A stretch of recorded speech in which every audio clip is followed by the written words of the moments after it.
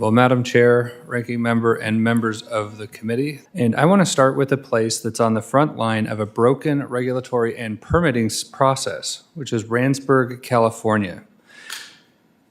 This little mining town, this spring, in federal court ordered about 2,200 miles of routes in California's West Mojave Desert to be closed because the Bureau of Land Management's analysis didn't satisfy the law. I'm not here to relitigate that. I'm here to tell you what it does to little towns like Randsburg that are out there in this desert. The fuel stops, the diners, the motels, and the repair shops, they live on the people who come to ride these very dirt trails that were closed. The BLM is required to reassess this route system by court order in 3 years. The last time they did this, it took over 10.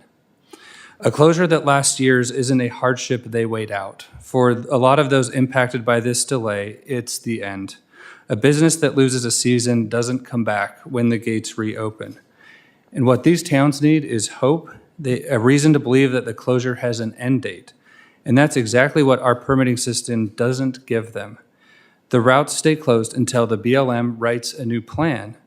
That plan takes 2 federal agencies and the consultation the Endangered Species Act requires.